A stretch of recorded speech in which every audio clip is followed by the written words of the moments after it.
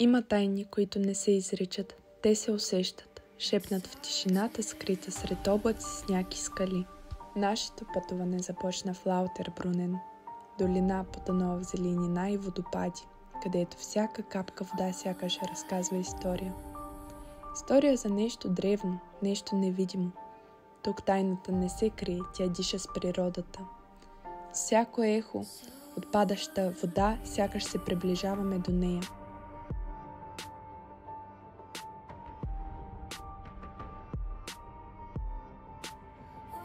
Стигнахме с гондола към Гринделвалд, там където хоризонта се разгръща, а времето спира.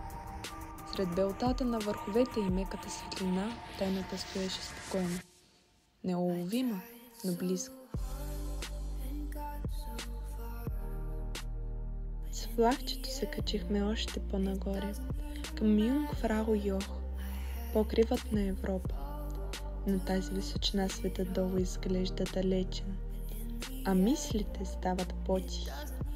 Гледахме от обсерваторията Сфинкс, а под нас се разливаше вечния лед. Глетчерът, който крие спомените на земята. Там, в студа и тишината, тайната сякаш се усмихна. Кратко, почти недоловимо. Продължихме към Клайне Шрекхорн, с панорамен влак, който се изкачваше бавно по склона. Сякаш не искаше да прекъсне тишината.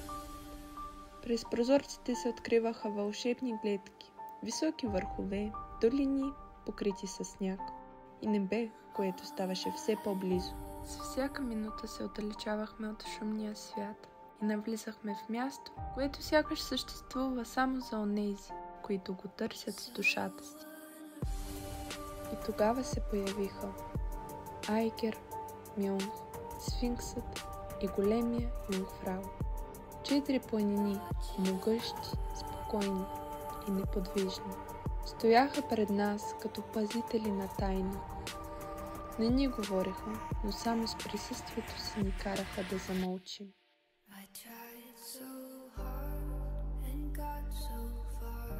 И когато тръгнахме надолу по планинската пътека към Венген, вятърът ни прошепна: тайната не е в целта, тайната е в пътя. Слязохме с усмивки и мълчание.